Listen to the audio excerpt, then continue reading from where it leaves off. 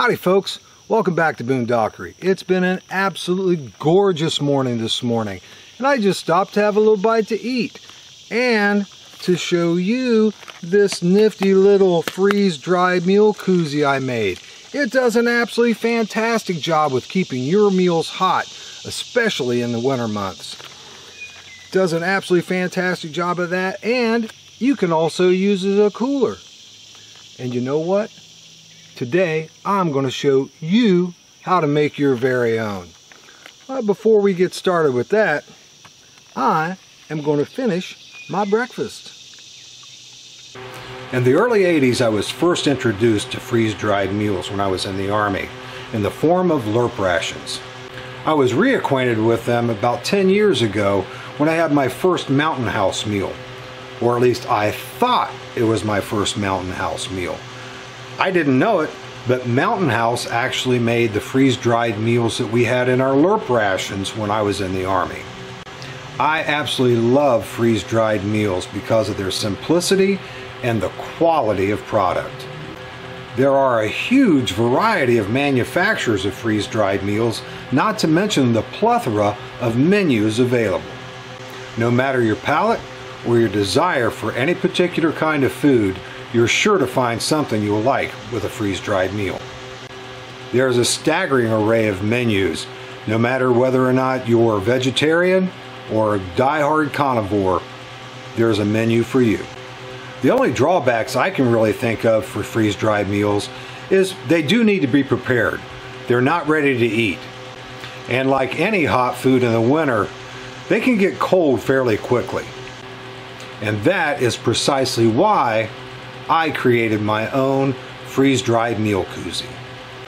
Of the numerous manufacturers of freeze-dried meals, probably the biggest fault for all of them is the lack of insulative value to their pouches. Of all of them, Mountain House, in my humble opinion, has the best packaging because it is much better insulated and will keep your meals hot much longer than any of the others I've tried. That being said, they still can't stand up to the extreme temperatures of winter camping. Next to camping in autumn, winter camping is my favorite. And I do use a lot of freeze-dried meals in the winter. And I noticed it was just a little bit of a problem for the meals to stay hot in the extreme colds. Camping in sub-zero temperatures was never a problem for me, but it was a problem for the Mountain House meal packaging. So to remedy that, I had some Reflectix laying around, and I decided that I would make an insulated envelope for my Mountain House meals. All I did was take the measurements of a Mountain House meal and drew those out, and in a single sheet of Reflectix I made this. This was my first version. As you can see, it's held together by Gorilla Tape, and at the time I really didn't think that you could sew this type of material, so that's what I used. After 8 years, this one is still going strong, but there were things about the design I simply didn't like. Fast forward to probably about a year ago, I saw a review on YouTube about this brand new highfalutin, fancy-dancy, high-tech freeze-dried meal koozie. And I gave it a look, and it looked like a pretty good design. I looked them up online, and wow, they were almost $30 a piece. And I was like, no, I can improve upon the design that I had with ideas I saw in the video, and I can do it for practically nothing because I already have the stuff laying around the house. This is what I came up with.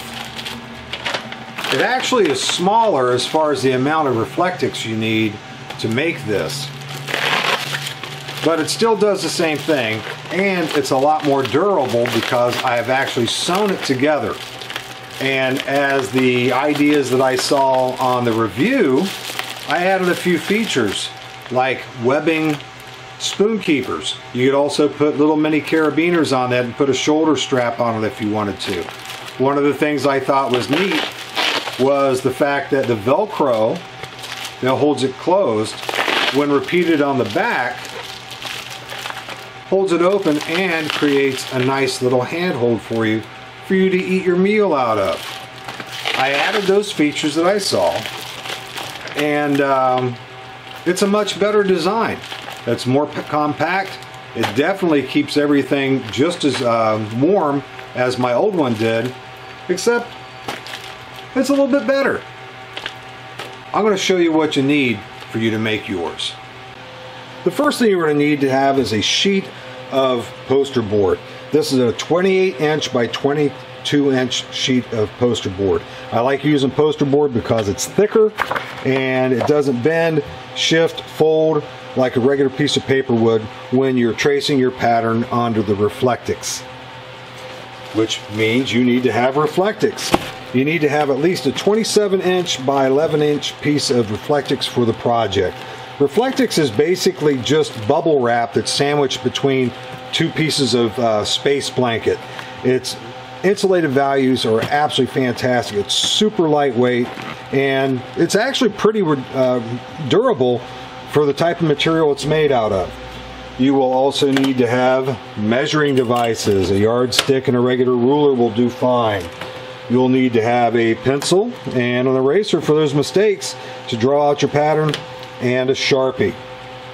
You'll need to have cutting implements. A pair of scissors and an X-Acto knife will be just what you need. You will also need to have Velcro. This Velcro that I purchased holds up to 10 pounds. It's 2 inches wide by 4 inches long, which I only use 3 inches by 2 inches, so I wind up cutting 1 inch off, which means you have that extra for another project later on down the road. If by any chance you are going to make more than one of these koozies, I'd recommend purchasing the bulk package, which is 4 feet long, and inch per inch. It's a lot cheaper to go that route than it will be with this. And be perfectly honest with you, have friends that go camping, these would be absolutely fantastic gifts to award them with just for their friendship. You also need to have 2 little pieces of webbing. The width is entirely up to you, but the length needs to be at least 3 inches long. Once you cut your pieces of webbing, make sure you burn off the ends to keep it from fraying. And you'll need to have some fairly heavy-duty thread and a decent sized needle to do your sewing with. Once you have all those items assembled, you'll be ready to get started. The biggest challenge to this project is drawing the pattern. In just a moment, I'm going to focus in on just the pattern, and my recommendations would be take a screenshot of it. The last do-it-yourself project that I did, when I showed everyone how to draw their patterns for their little tiny windshields for their solid fuel stoves, took forever.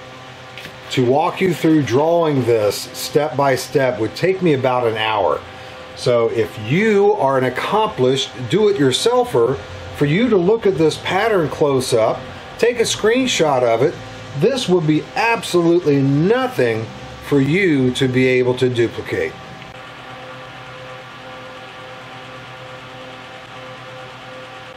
Before you start drawing your pattern, there's a few things about this pattern I'd like to explain. This angular portion of the top will be your folding flap. It'll fold forwards and back. There's a small rectangle up here. It's 2 inches by 3 inches, and that is going to be the area in which you're going to place your Velcro. And when you cut your pattern out, you're actually going to cut that out as a tracing template to know where you can put your Velcro. There's a tab on each side of the front and the back, and my pattern has green dashed lines along those. Those green dashed lines for me is going to be a reminder that that's where I'm going to be doing my sewing for my project. This area here, you'll see that there's notches that are going in here, and this is going to be how the bottom is connected to the sides. You'll notice that there are red dotted lines here, and in addition to cutting the pattern out completely, we're also going to cut along that little short dotted red line so that those tabs will be able to be folded and you can sew along those green dashed lines. Other than that, I think it's pretty self-explanatory.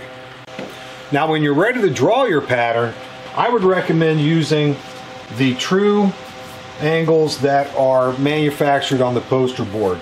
That's going to save you a little bit of time with your measurements, and you don't have to use a T-square or anything like that to make sure your angles are correct. But the pattern is essentially going to be 10 inches wide at its widest point and 26.5 inches long at its longest point. Once you have your pattern drawn, now it's time to cut it out. I have my pattern all cut out. I've removed the small rectangle, which is going to be my guide for the Velcro. I have cut these tabs here, the little diagonal line through here, and everything's ready for me to trace onto the Reflectix. I have my Reflectix all laid out. I'm just going to lay my pattern on top and align these edges along the true edge of the factory cut edging. And I'm actually going to do 2 layers of tracing. The first one of which I'm just literally going to trace the outline of the pattern all the way around, including the rectangle I have for my Velcro space.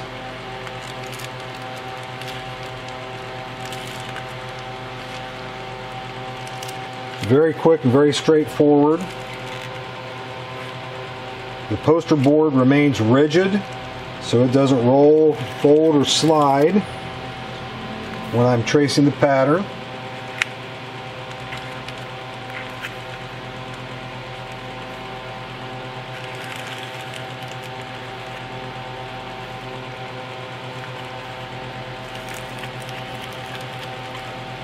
I always try to hold the pattern down with my fingertips as I'm going along so it does not slide.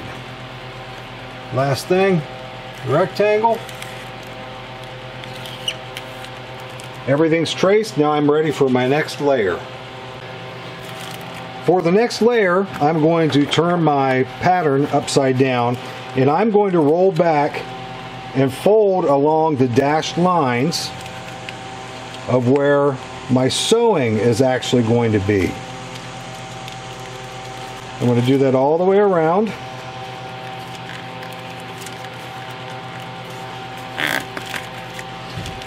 Making sure that I get that as true as I possibly can.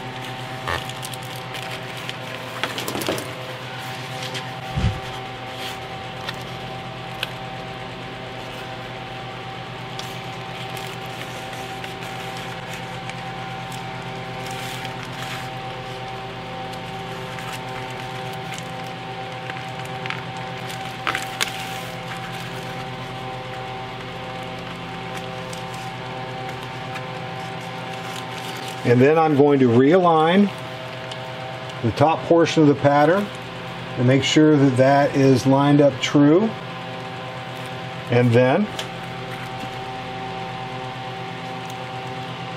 it looks true all the way around. Now I'm going to retrace it. And these lines are going to indicate where my stitching will go.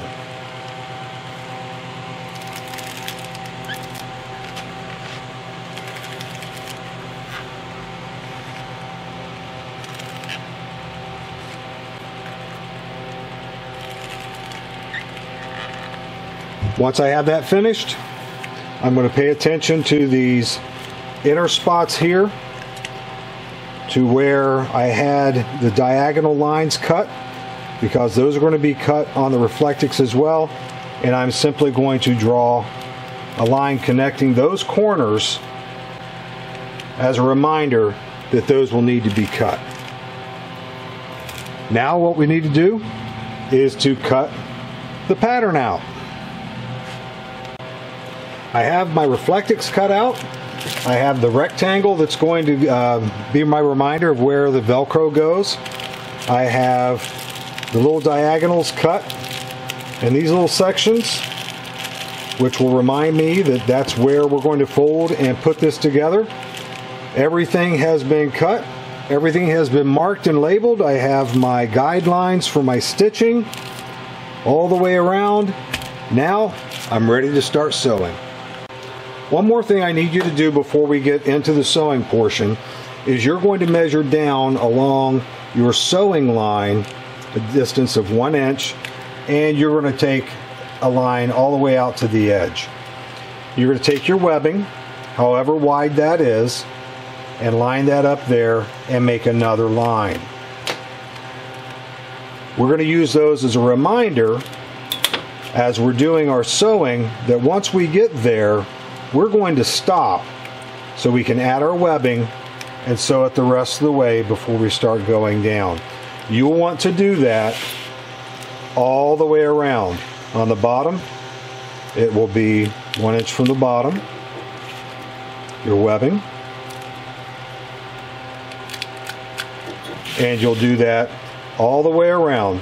So no matter how we're holding our pattern or our Reflectix as we're sewing it, we will have that reminder, that visual reminder of what we need to do when we get there.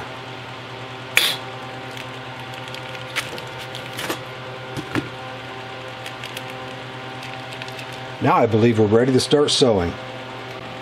We're going to do our sewing with the Reflectix inside out. That means we're going to see all of these lines that we've drawn on the exterior of it. We're going to use those lines to use as guidelines to put our stitching in, and then we're actually going to turn it inside out when we're finished. But we're actually going to start in the bottom section.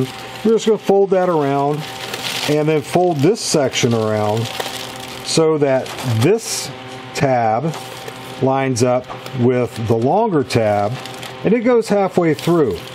That's where we're going to start sewing with our needle and thread.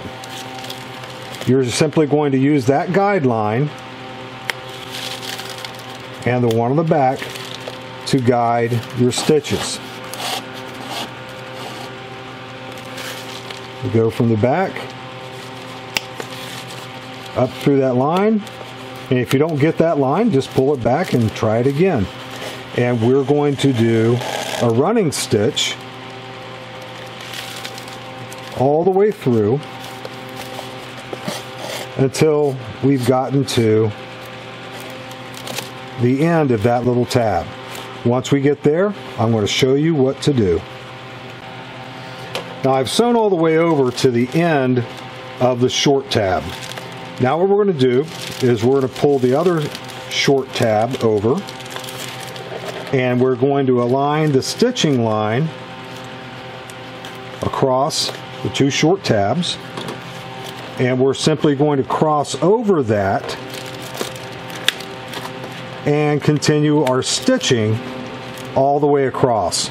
Once you get all the way across here, you're going to return your stitching all the way back over here, and then you will be able to tie off your excess thread to the piece we left dangling. Now I've completed my running stitch back and forth and just tied off the loose ends with a little square knot. You can use any kind of thread you want. I just happen to have some 3-ply waxed linen thread left over from my leather work, and that's what I decided to use. But as you can see, it's a nice even seam all the way across, inside and out. And once you have that finished, you're going to do exactly the same thing to this side. And once you have that done, I'll show you how to finish up the sides. I now have both of the bottom seams sewed, tied off, so now I'm ready to get started on my side seams. Okay, we're ready to start sewing our side seams. Basically the same way that we did with the bottom, you're going to align the edges of those side seams and pinch those together, and you are going to sew a running stitch all the way up the side seam until you get to the line that we made for our webbing. And once you get to that point, then we're going to sew the webbing in place. So I'm going to go ahead and do the running stitch all the way up to that point, and then I'll bring you back. Now I've sewn my running stitch all the way to the part to where we're going to add our webbing. that little mark was a good reminder for me to stop sewing. At that point, I'm going to take my piece of webbing, I'm going to fold it in half, and I am going to slide that between the two seams, between the two side tabs, and I'm going to get it to where I can see the ends of both of those sides of webbing. And once I have those in position, I can see them lined up right here. I'm going to pinch that in position, and then I am going to sew right through that webbing. Once you get the first couple stitches in there, it'll hold in place. And we're going to pull that all the way to the end, and we're going to take that running stitch all the way back down. Now the reason that I put the webbing with the loop side on the inside is because we're sewing it inside out. So that means that if we sew it like this, when we turn it inside out, the little spoon loop will be ready for us to use. And if you make a mistake and you put it like this, well, no, that's no problem. You'll just have a spoon loop on the inside. I'm going to go ahead and finish this up all the way down, and once I've done that, I'm going to do the same thing to the other side, and then I'm going to bring you out and show you how to finish it up. I have completed sewing the side seams with the pieces of webbing on the inside. Now the next step is to turn this inside out, and the way I go about doing that is I'll start at the bottom and I'll very carefully roll it in. The one thing I do not want to do is to put stress on these portions of the seams. If I put stress on those portions, they could tear. And then I just turn that completely inside out.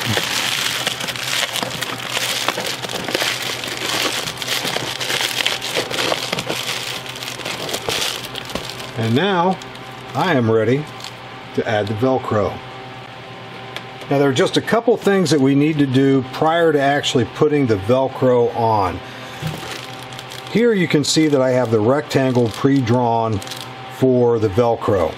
I want to add that same rectangle to the other side. So I'm going to use my pattern again and line it up like so. And make sure it's lined. And it's aligned, and I'm going to go ahead and trace those guidelines to the back of the flap. Now the second thing we need to do is I have my 3" by 2" pieces of Velcro, and one of the things that I would recommend doing is to peel back the adhesive protector just a little bit before we start doing this. It will make everything a whole lot easier as we go along. We're going to go ahead and attach the hook and loop with the fuzzy part and just press those together. Make sure you don't press that adhesive protector back again, and you are going to peel the adhesive off. And it's up to you whether or not you want to have the fuzzy portion or the hook portion on the exterior. I'm going to go with the fuzzy portion on the exterior. So the fuzzy portion is going to be stuck right there. You can use some of that protector as something to press it down just a little bit to hold it in position. And then what we're going to do is we're just going to fold that back, clamp that down a little bit to where it's nice and flat, and we're going to just press that into position. So you can turn it upside down and press it from the inside. Make sure it's nicely adhered, and then very carefully separate it and continue to press that down. both the fuzzy part and the hook part. And we're going to do exactly the same thing to the back portion.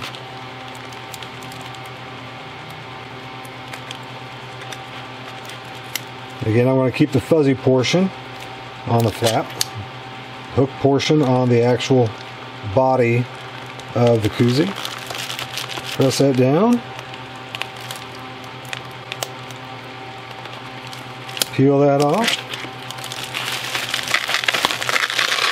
Open it up. And we're going to close it. Press that into position. Carefully separate it. Press it all down again, inside and out. And it's finished. It is ready for you to reconstitute a freeze-dried meal and keep it piping hot. Just in case you happen to have seen my last do-it-yourself video when I made the windshields for the solid fuel stove, at the very end I do a test to demonstrate just how awesome they work. This video is not going to be any different. I'm going to prepare a Mountain House meal, put the Mountain House meal in the koozie, then I'm going to put the koozie in a cooler filled with ice. We're going to let it sit in there half an hour, then we're going to pull it out, and I'm going to use a thermometer to show you just how hot that meal still is after being in that cooler for half an hour.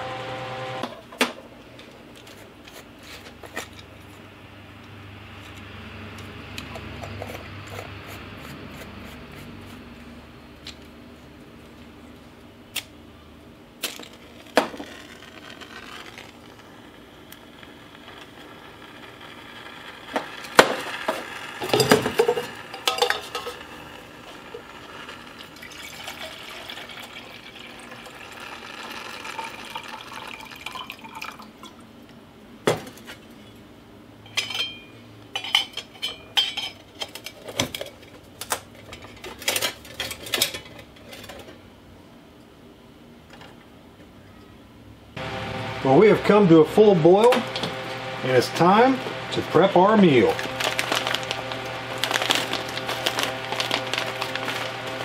I absolutely love Mountain House meals, but the one thing that I have found is that most of their chicken menus are a little bland. So I'm just going to put a little soup base in there to kick that flavor. And I'm going to go ahead and put in the water. You can see it's nice and piping hot. And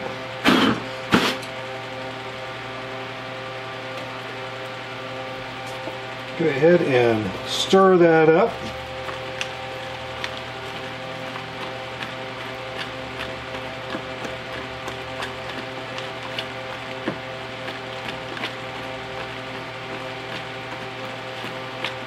Smells delish.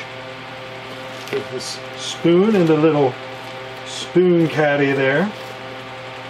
Zip it up. Squeeze a little bit of air out. And this is very hot. Open up our koozie. Put our Mountain House meal in there. Oh, first of all, yeah, we'll do this little test. This is my thermometer, and let's see if it will zoom in here so you can see what the temperature is. Now it only goes down to 50, so it's already bottomed out. I'm going to go ahead and put this in the Mountain House meal real quick. Let that come to full temperature. So that way you can see just how hot the Mountain House meal is.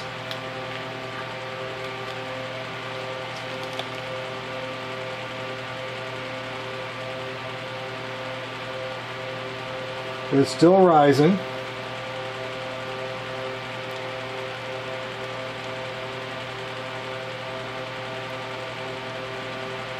It's still rising, almost at 200. The 212 is boiling at sea level. So we're just going to call it right there so you can see the temperature. Right at about 200. Okay. Now, we're going to go ahead, close that back up. Get my zip to work.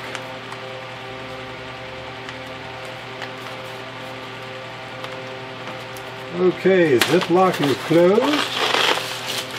Close up my koozie. I'm going to remove the bag of ice. Put my koozie in the bottom. Keep a spoon. And bust it up. And pour the ice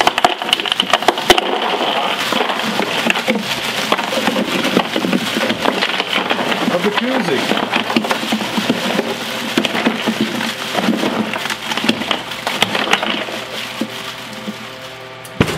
I'm going to go ahead and show you what it looks like in there so you know I ain't fooling you. Here it is. It's right back here, completely covered. Alright folks, it's been exactly 30 minutes.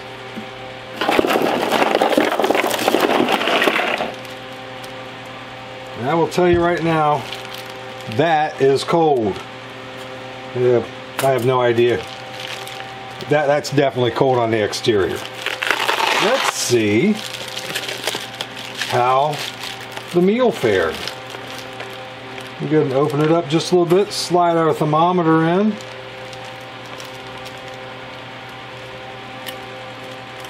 We'll give that just a minute to get up to temperature. Now, the wonderful thing about this meal koozie is the fact that yes, we can use it to keep our meals hot, but you can also use it as a cooler. One of my other videos, I think it was the Esbit alcohol trekking stove. I actually put ground beef in a Ziploc baggie, put that into a Ziploc baggie of ice. I put it in here and we had some mishaps. So by the time I finally got around to cooking, when I pulled the ground beef out, the ice was still ice. It was still viable. I think this is as far as it's going to go. And get up here and hopefully we'll be able to see that. And it's a respectable 150 degrees. Or at least it was before it started dropping down. Let's see if we can do that again. But so it can double as a cooler should you need that. Yeah, it's still coming up to temperature.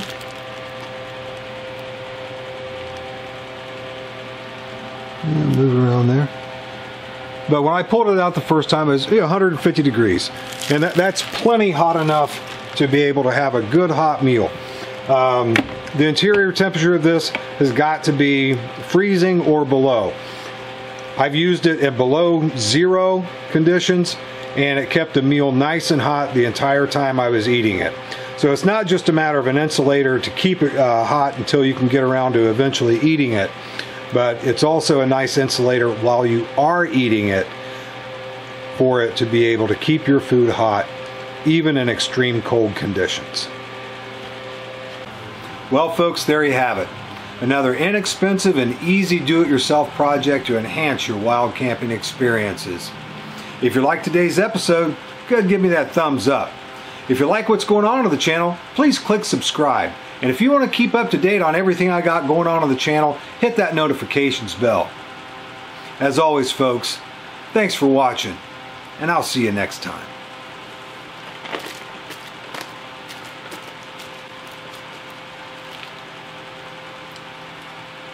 Oh, it's so hot.